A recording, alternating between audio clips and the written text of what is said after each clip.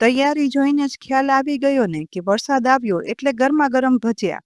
પણ આજે તો બધી પ્રિપેરેશન થઈ છે ખંભાતના પ્રખ્યાત બટેટાના દાબડાની. અને તે પણ ખંભાતમાં દાબડા ભજીયા સાથે મળતી ઓરિજિનલ લાલ ચટપટી ચટણીની રેસીપી સાથે. તો ખૂબ જ ઉપયોગી રેસીપી જોતા જોતા કોમેન્ટ બોક્સમાં એ પણ લખજો કે તમારા સિટીમાં કયા ભજીયા પ્રખ્યાત છે. સાથે અમારી kitchen series YouTube channel subscribe કરી લેજો, જેથી દરરોજ મુકાતી નવી નવી રેસીપીના વિડીયોના અપડેટ્સ છે ને તમને સૌથી પહેલા મળે. ખંભાતના પ્રખ્યાત બટેટાના દાબડા બનાવવા છે ને માટે મેં 2 મીડિયમ સાઇઝના મોટા આવા પોળા કે પછી લાંબા હોય ને તેવા 2 નંગ બટેટા લીધા છે. બટેટાની સ્લાઇસરથી છાલ ઉખાડી લેવાની અને એ પછી બટેટાની છાલ ઉખડી જાય ને એટલે આ રીતે સ્લાઇસર લેવાનું અને તેમાં મીડિયમ પતલી પ્લેન સ્લાઇસ બનાવી લેવાની. છાલ ઉખાડેલા બટેટાની સ્લાઇસર વડે સ્લાઇસ પાડવાની.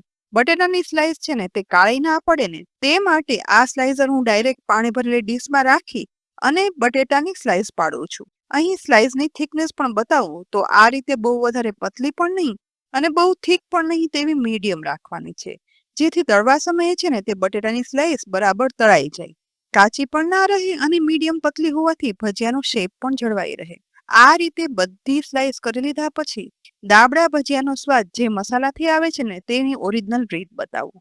તો અહીં ગેસની લો ફ્લેમ પર પેનમાં પોણો કપ બેસન ઉમેરી સતત મિક્સ કરતા જઈ લગભગ 3 મિનિટ સુધી શેકવાનો છે, એટલે બેસન શેકાવાની સુગંધ આવવા લાગશે.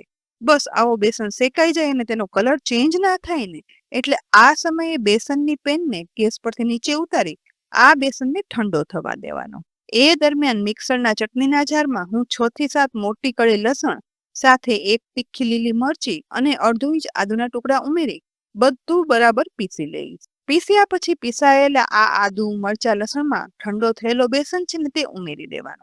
અહીં બેસનના બદલે ગાંઠિયા વાપરવા હોય ને તો તીખા સિવાય કોઈ પણ ગાંઠિયા વાપરી શકાય છે. હવે તેની સાથે 1 ટેબલસ્પૂન સફેદ તલ, અડધી ટીસ્પૂન ગરમ મસાલા પાવડર, કલર માટે 1/8 ટીસ્પૂન હળદર પાવડર, 1 ટીસ્પૂન ધાણા જીરું પાવડર, અડધી ટીસ્પૂન મીઠું, 1 ટેબલસ્પૂન કશ્મીરી લાલ મરચું પાવડર જે મસાલાનો સરસ લાલ કલર આપે તેના માટે છે. સાથે 1 ટેબલસ્પૂન ખાંડનો પાવડર ઉમેરવાનો. હવે ઉપરથી અડધા લીંબુનો રસ પણ નીચોવી દેવાનો. એ પછી ઢાંકણ ઢાંકી બધું પીસ્યા પછી અહીં આવો થીક મસાલો બની અને તૈયાર થયો છે. ખંભાતના પ્રખ્યાત બટેટાના દાબડામાં ભરવા માટેનો આ ઓરિજિનલ મસાલો છે તે આવો સરસ લાલ કલરનો જ હોય છે અને આ મસાલો છે ને તે છૂટો ના રહેતા આવો ચીપકેલો જ હોય છે, જેમાં ઉપરથી થોડી સમારેલી કોથમીર ઉમેરીને પણ મિક્સ કરી દેવાની. દાબડાના સ્ટફિંગ માટે મસાલો તૈયાર થઈ જાય ને એટલે બીજી સાઈડ પાણીમાં રાખેલી બટેટાની સ્લાઇસમાંથી પાણી નિતારી લઈ અલગ કરી લીધું છે. તો હવે પહેલા દાબડા બનાવવા માટે બટેટાની 2 સ્લાઇસ એક સરખી હોય ને તેવી લેવાની. બનાવેલો સ્પેશિયલ મસાલો છે ને તે 1 ટેબલસ્પૂન જેટલો હાથમાં લઈ આ રીતે બટેટાની એક સ્લાઇસ પર ફેલાવી અને ગોઠવી દેવાનો છે. હવે બટેટાની બીજી સ્લાઇસ લઈ આ રીતે મસાલાવાળી બટેટાની સ્લાઇસ પર કવર કરી દેવાનું. આ રીતે મસાલો ભરી અને બનાવેલી સ્લાઇસને દાબડા કહેવાય છે, જેને એક ડીશમાં રાખી દેવાના. બસ બધી બટાટાની સ્લાઇસને આ રીતે મસાલો ભરી દાબડા તૈયાર કરી લેવાના છે. અહીં આ માપ પ્રમાણે 2 બટેટાની સ્લાઇસ માટેનો આ મસાલો એકદમ પરફેક્ટ માપનો થશે. બધી બટેટાની સ્લાઇસ ભરાઈ અને તૈયાર થઈ જાય ને એ પછી હવે દાબડાના ઉપરનું લેયર બનાવવા માટે એક પોળા વાસણમાં 1 કપ ચાળેલો બેસન લઈ તેમાં 1 ટીસ્પૂન ચોખાનો લોટ ઉમેરશું. સાથે 1/8 ટીસ્પૂન બેકિંગ સોડા, અડધી ટીસ્પૂન મીઠું અને અડધી ટીસ્પૂન અજમો ઉમેરી અડધો કપ પાણીમાંથી થોડું થોડું કરી પાણી ઉમેરતા જઈ વિસ્કર વડે બધું વિસ્ક કરવાનું, જેથી આ બેટર બનાવવામાં બેસનના લમ્સ ના પડે.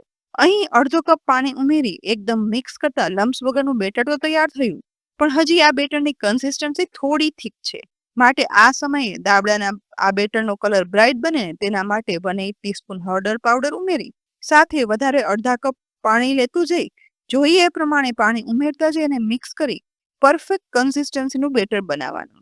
અહીં 1 કપ બેસન સામે ટોટલ 3/4 કપ પાણી ઉમેર્યું છે, એટલે આ દાબડા ભજીયા બનાવવા માટેનું પરફેક્ટ બેટર બની અને તૈયાર થશે. તો હવે દાબડા ભજીયા તળીએ ને એ પહેલા ખંભાતમાં એક શોપમાં દાબડા ભજીયા સાથે મળતી એક ખાસ અલગ જ પ્રકારની લાલ ચટણી બનાવીએ. તો તેના માટે પહેલા જે વાસણમાં અથવા તો અહીં મેં પેન લીધી છે તેમાં ચટણી બનાવી હોય ને તેને સ્ટેન્ડ પર રાખી તેમાં 1 કપ પાણી ઉમેરવાનું. આ પાણીમાં 1 ટીસ્પૂન બેસન ઉમેરી ચમચીથી લમ્સ ના બને ને તે રીતે બેસનને પાણીમાં મિક્સ કરતું જવાનું. જો અહીં બેસનના લમ્સ રહેતા હોય ને તો સહેજ એવું બ્લેન્ડરથી બ્લેન્ડ પણ કરી શકાય. અહીં 2 થી 3 મિનિટ આ રીતે ચલાવતા હવે બેસન પાણીમાં બરાબર મિક્સ થઈ ગયો છે. તો આ પેનને સ્ટેન્ડ પરથી લઈ ગેસની લો ફ્લેમ પર રાખી સતત ચલાવતા જઈ અને મિક્સ કરવાનું. સહેજ એવું ચલાવ્યા પછી તેમાં 1 ટીસ્પૂન આદુ મરચાંની પેસ્ટ ઉમેરવાની. તેની સાથે મસાલામાં 1/8 ટીસ્પૂન હળદર પાવડર, અડધી ટીસ્પૂન કશ્મીરી લાલ મરચું પાવડર, અડધી ટીસ્પૂન મીઠું, 1 ટીસ્પૂન ખાંડ અથવા તો ખાંડનો પાવડર ઉમેરી ગેસની લો ફ્લેમ પર આ રીતે ચલાવતા જઈ અને મિક્સ કરી અને ગરમ કરવાનું છે. લગભગ 2 મિનિટ આ રીતે ગરમ કરતા બેસન પાણી સાથે ઉકળી થોડી એવી મીડિયમ કન્સિસ્ટન્સીની તીખી મીઠી ચટણી તૈયાર થઈ ગઈ છે. આ સમયે આ ચટણીમાં 1 લીંબુનો રસ પણ ઉમેરી દેવાનો, જે મેં 1 ટેબલસ્પૂન ઉમેર્યો છે. તેને ઉકળતી ચટણીમાં મિક્સ કરવાનો. તો તૈયાર થયેલી આ ચટણીની પેનને હવે ગેસ પરથી નીચે ઉતારી અને ઠંડી થવા દેવાની છે. એ દરમિયાન દાબડા તળવા માટે તે 1 પીસ લઈ બનાવેલા બેસનના બેટરમાં બોળી દેવાનું અને બધી સાઈડ કવર કરી લેવાનું. એ પછી કવર થયેલા દાબડાને બેસનના બેટરમાંથી નિતારી અને ગેસની મીડિયમ ફ્લેમ પર ગરમ થયેલા તેલમાં તળવા માટે ઉમેરી દેવાનું. આ જ રીતે એક પછી એક તૈયાર કરેલા દાબડાને બેસનના બેટર વડે કવર કરતા જઈ અને કઢાઈમાં સમાઈને એટલા તેલમાં દાબડા છે ને તે ઉમેરી દે.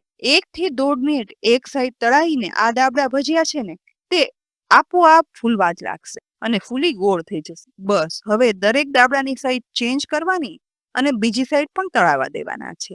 આ દાબડા ભજીયામાં 2 બટેટાની સ્લાઈસ હોવાથી ગેસની મીડિયમ ફ્લેમ પર તળવાના, જેથી ઉપરથી ગોલ્ડન બ્રાઉન ક્રિસ્પી પડ સાથે અંદરની બંને બટેટાની સ્લાઈસ છે ને તે તળાઈ અને પાકી જશે, જેથી કાચી પણ નહીં લાગે. આશરે 5 થી 6 મિનિટમાં જ આવા એકદમ તેલ ભરાયા વગરના ફૂલેલા બટેટાના દાબડા ગોલ્ડન બ્રાઉન કલર સાથે તળાઈ ગયા છે.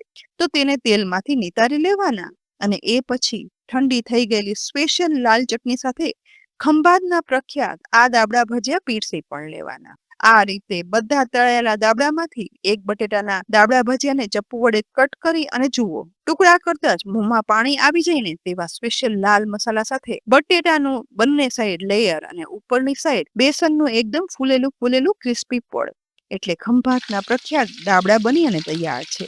જે તેની સ્પેશિયલ ચટણી સાથે વરસાદમાં ગરમા ગરમ બનાવો ને એટલે બધાને ભાવે જ. તો ફ્રેન્ડ્સ, આ રેસીપી તમને કેવી લાગી?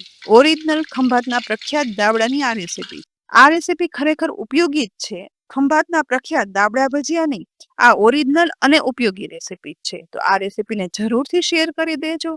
આવતીકાલે ફરીથી મળશું એક નવી રેસીપી સાથે. ત્યાં સુધી આવજો.